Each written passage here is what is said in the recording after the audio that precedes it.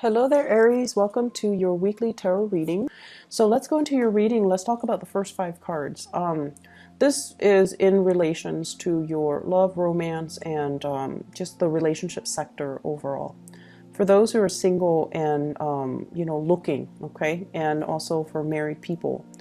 What I feel here is really strong fire energy and fire sign. You might be dealing with a fire sign, another Aries, a Sagittarius, or a Leo. And I feel like the Sagittarius vibe with this Wheel of Fortune, it is really prominent, okay, with this Wheel of Fortune here. So if you're dealing with a Sagittarius, Sun, Moon, or Rising, I feel like there has been a lot of clumsy communication and energy exchange between the two of you, okay? And the reason I say that is we have the Page of Rods. This is the Page of Wands. It's a very young energy in the reverse position. So it's like competition, a little bit of jealousy, a little bit of snipping at each other, you know, like the communication I feel like was a little bit awkward and clumsy, and when you're around them they might rattle you and you don't know how to respond, you don't know how to act, you don't know exactly what their intentions are for you, and they vice versa don't know how to respond, don't know how to act. So I feel like the two of you, there might have been a lot of attraction, but the way in which you handle it is just, you know, young and clumsy and a little bit awkward. So this is moving away into the past, and moving forward I see a lot of maturation that's happening over time, and I feel like a lot of it has to do with you not being so impulsive and taking a little bit of a stance where you kind of, you know, put your guard down, you kind of chill out a little bit, and you kind of detach yourself and approach them not from a stance of defensiveness or offensiveness.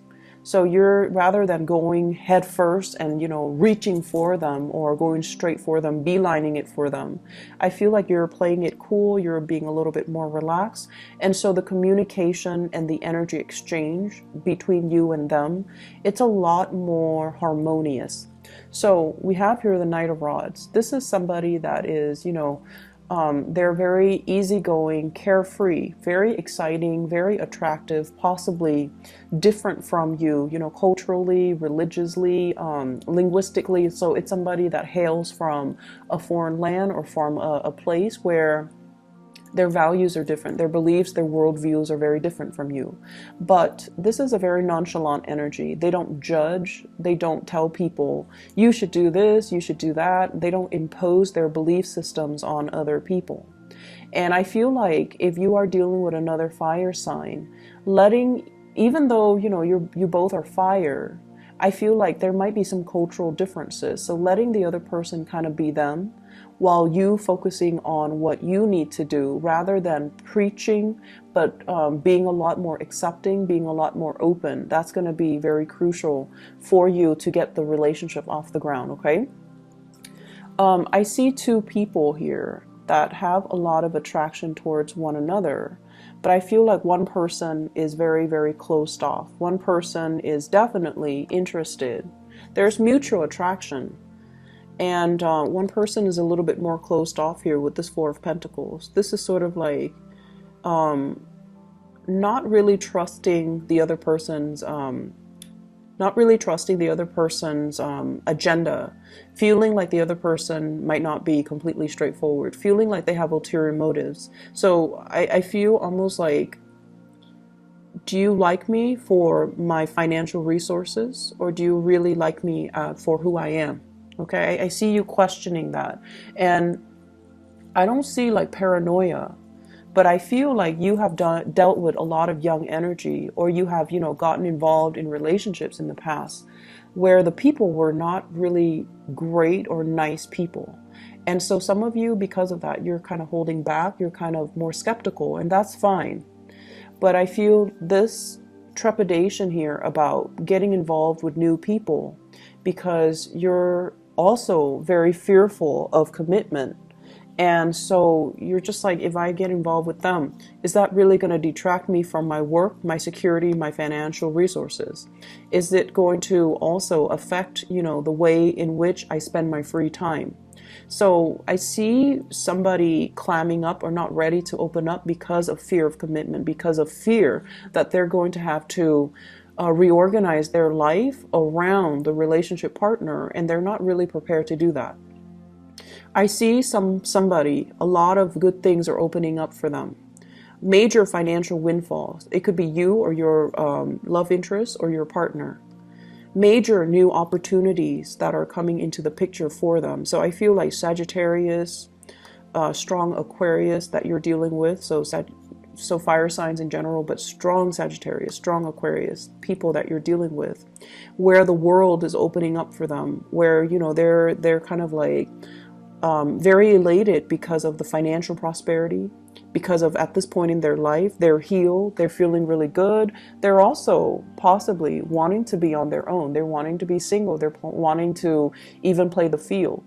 And so if you're getting, this this energy about them clamming up, it's mainly because they're not really sure what to do. There are a lot of changes happening in their lives, and they're not really sure if they're ready to commit. And I do see a very strong commitment phobic type of an energy coming from somebody you're dealing with or from you. I'm also sensing as well, somebody's coming towards you. If you are in a relationship, you're trying to preserve your relationship. So you're just like, I'm going to admire you from afar. I'm going to, look at you and be attracted to you and enjoy this physical attraction that we have, but it's going to be from afar because I don't want to risk losing all the good things that are happening in my life by dabbling in this affair where I feel like it might not give me that stability. So I feel like many of you are very security oriented for this week, and you might have, really strong attraction between you and another person. And you might as well have to work with them in a work environment. You might feel really, really connected to them. But I feel like there's this, one person's in a relationship and the other person's aware of it. So they're not really opening up to, wedge themselves and be a third party, or they're not down with being the homewrecker. They're not down with getting involved and be seen as the other woman, the mister or the mistress. So I feel like that energy coming in, and so there's a lot of attraction. There's a lot of hopefulness for between you and your significant other, or between you and the person that you are crushing on. I definitely feel somebody coming towards you, and I feel like you're kind of not sure about their motives, okay? So that's just what I'm feeling here. For those who are in coupled relationships, I see the two of you joining your assets together. This is a card about power, being able to manifest a lot of financial security, hanging on to your money and your resources, possibly, deciding, hey, let's have children, and, saving up and things like that, saving up for a rainy day, saving up for home repairs, making a lot of like practical calculations to, as a couple, save up so that you can buy something or make some big purchases, or even save up for your financial security in the future. Okay, so it's a really beautiful energy. In terms of other areas in your life, what I feel here is this is a really good card. Positive reception, career advancements, having promotions, or dealing with working in an environment where you're kind of like on center stage. You're possibly doing a lot of presentations. You're possibly being sought after because of your ability to be like a consultant, an advisor, or somebody that generates money on their own because of the skills and the advice and the solid advice that they bring to the table. I see a lot of people working, doing a lot of presentations, doing a lot of financial consultation as well, and you can even be that financial consultant. So if you're working on a contract or sales basis, I see a big boost in sales and big boost in income. For many of you, there might have been a situation that you have left behind, like a work environment that was kind of cutting away at your ability to be yourself.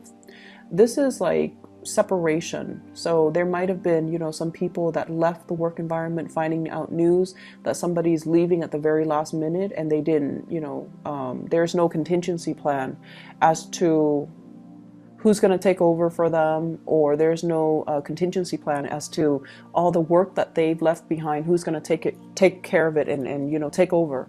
So I feel like there might be a situation where you might have to handle the workload of somebody that has left, or that has retired, or that has recently, you know, changed jobs. So they're leaving behind work, and you're taking on the mantle, and you're going to be able to work your magic. And basically the work itself, I see like a high level of visibility associated with it.